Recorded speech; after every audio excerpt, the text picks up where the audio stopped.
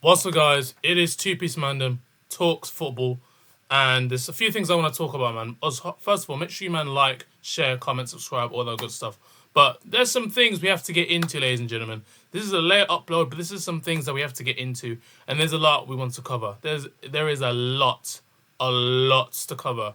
A lot of Chelsea news, a lot of things that have been said. A video I made about Enzo Fernandez, we'll get into that. Notes being passed around, not the first time we've seen that. And an injury update on who else but Trevor Chalobah, and of course Reece James, but mainly Trevor Chalobah, because of the injury that he suffered in the PSG game at the Bridge. So yeah, there's a lot to cover. But first of all, let's get straight into it, man. Let's get straight into it. Let's go for it. Let's go. Let's go. So this is basically an update on Chalobah, right? So this is what Liam Rosenior has basically said to the press about Trevor Chalobah and his injury, essentially. Chelsea boss Liam Rosenior confirmed Trevor Chalobah's injury is not as serious as first feared after he was stretchered off against Paris Saint-Germain. The defender looked to have suffered a gruesome ankle injury, but faces weeks rather than months on the sidelines. So basically, he's not going to be out for months. It's going to be 6 weeks, which is probably going to be what. That's nearly all of our games, to be honest. So he's going to be out for the rest of the season. Let's call it for what it is. It wasn't until later after the game that I saw the image. Then everyone saw it, and you're really worried. It's never good to hear that. Trevor is out for any period of time, but fortunately, it's nowhere near as serious as it feared. And it's true because he could have broken his ankle. Literally, his ankle could have been broken. It could have been snapped. Then career done. We've seen those. We've seen it happen to many footballers where they get their ankle's broken or their leg's broken, and they're not the same anymore. It's not as serious, but we're looking at a period of 6 weeks, which is disappointing. But where we're a couple of days ago, we're in a better place than what we thought. So essentially, it's not as bad as I feared, to be honest with you. I thought if his ankle's busted, like just broken, that's it. Football's done. You're not the same anymore. You're not the same when a broken part of your body is just finished, especially in football. If your ankle's gone or your ACL's gone, that's it. That's it. You're finished. It's just as simple as that. You're not going to be as quick as you were. You're not going to be as fluid as you were. You're not going to be as composed as you used to be. You're not going to be as nimble as you used to be on the ball. You're not going to be the same. You're going to be a completely different player, and you're not going to be as good. Because when you try and do those same movements that you did before, you're still going to feel those pains. You're still going to feel those niggles. Like, it's just as simple as that. Like, even when Palmer had a bit of that injury, in some parts of the game, he felt it and he had to go down. So, it's happened to different players. You see with Reece, there's times where Reece don't even play, or he's doing training and he feels some part of his hamstring injured. Once again, another hamstring injury from Reece. And that's the problem. That's what's going to happen when you have those type of injuries. It's going to happen here and there when you strain it. It's just one of those ones, and it's unfortunate. So, yeah. All the best to Trevor Chalobah. Hopefully he has a very speedy recovery, and hopefully he will be there for Chelsea. He will come back better than ever. Big him up. And there's another picture regarding Liam Rosenior giving a note to Alejandro Garnacho, which I don't really have a problem with. Apparently it's basically saying, I know people criticise, I'm not affected, I'm here to win football games. So basically what Liam Rosenior is saying is that it doesn't matter what you think. I don't really care. I'm here to win games. That's my job. It doesn't matter what you think. It doesn't matter what you say. You can say whatever you want to say. I'm just going to do my thing, which I respect. I just don't understand why he's giving them, the game's practically done. I just don't understand why he's giving him a no. I mean, I understand maybe it's to change tactics and obviously not make the score as embarrassing as it was and everything like that. I understand that. I know you need to constantly communicate throughout football games to change systems, to see how things are, to see how players play and everything like that. But you didn't really have to write a note when we're the 84th minute and we're 3-0 down. I just didn't understand that at all. I didn't understand any need in giving the note because the game's done. Bro, just let it go. The game is finished. It's as simple as that. And Alejandro, did he make an impact?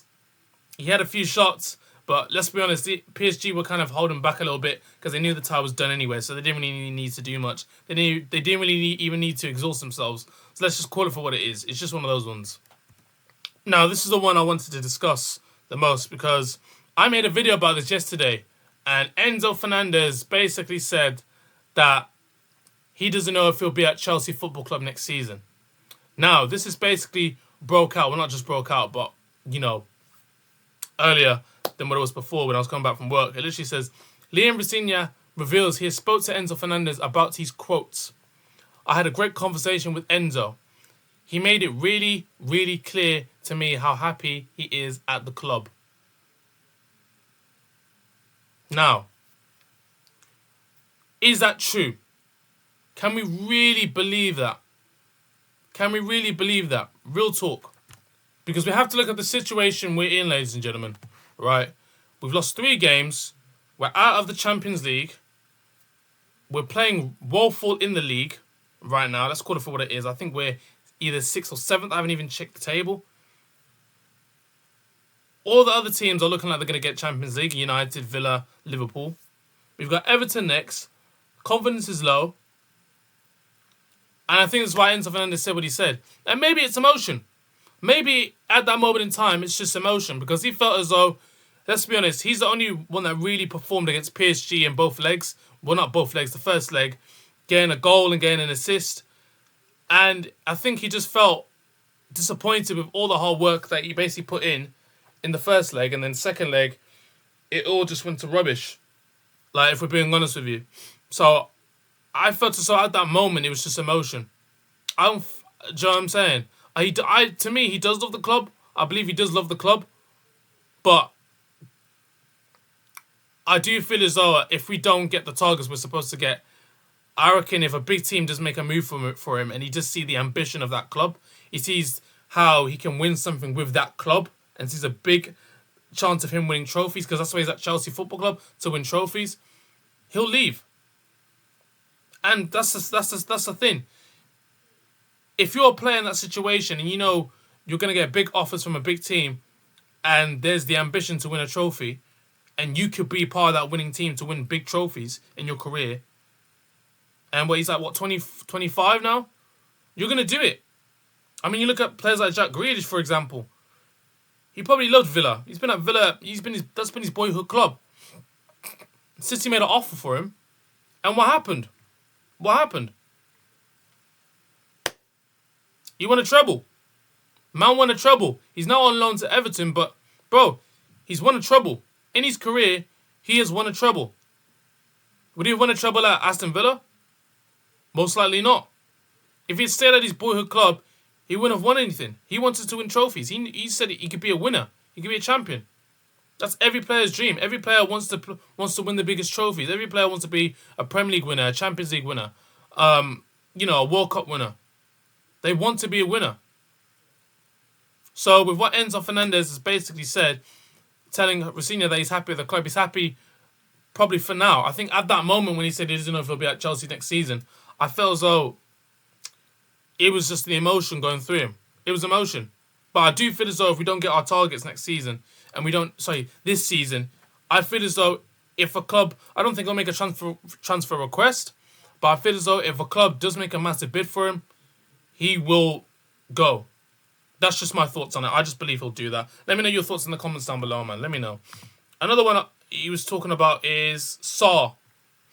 Now, for those that watched the game, Saw basically made a mad mistake. He made a mad mistake. So this is what the manager basically had to say about Saw. Liam Rosenior and Mamadou Sarr, I am so excited for his career. That is why he is here. He's a massive part of our plans. You have to go through negative experiences sometimes to improve. Which I get. Which I understand. And I'll be real, I wanted Sarr to start in this game because of how well he played against Arsenal at the Emirates, if I'm being honest with you, which was his debut. So I thought, okay, PSG. But, defenders make these type of mistakes. But it was just the way he made it. I just don't think you should make that type of mistake. There's mistakes that you can make in certain games, but, bro, when you have to, win the game, you have to score 4 goals and keep a clean sheet. When it's players like Kvaratskhelia, bro, it's an absolute nightmare. And, we made fun of Tosin for making mistakes like that, but Tosin makes constant mistakes, so that's just different. Sarr's better than Tosin, in my opinion. He's played less games than him, but I just know he's better, bro. I think every Chelsea fan knows he's better. And yeah, you have to go through negative experiences. I mean, players have been through it. Players have let goals in. Players have, made serious errors. Defenders have made serious errors. So it is just part of the game. Hopefully he does learn from it.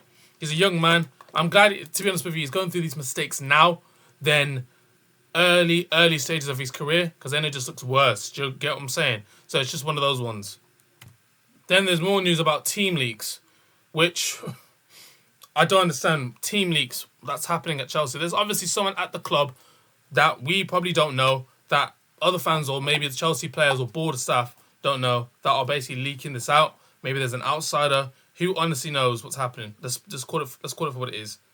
Like, we're not sure what's being leaked at Chelsea. We're not 100% sure the rumours that's been happening at Chelsea Football Club. We're not 100% certain of what's happening at the football club. And apparently, Liam Rossini has said that the situation has been dealt with. So yeah, I think it's just a tough time that the manager's going through at the moment. For me, I'm gonna make a video on who I personally think the manager should be at Chelsea Football Club, and who we should essentially go for, in my opinion. Like, I have a list of managers that I do believe should be the manager of Chelsea Football Club. I know Rossini's going through a hard patch at the moment, but I don't know, man. I just don't feel as though he's the guy for us to really make any progress. Like, you kind of want a winning manager, or at least a manager that's finished high in the table, that you can say, you know what, if you give him the right resources, he can do something with that team. Do you know what I mean? I feel as though we just need a winning manager, in my opinion. And I think that's what Chelsea have always done. And yeah, I think we give him the resources. Like, for example, I didn't want Enzo Maresca to go, but that's obviously between the owners and Enzo Maresca, the disagreement that they have. With Liam Rossini, for me, he's not the guy. We need a different manager. We need a winning manager. We need a manager who's at least done well with the team, as won titles or something like that.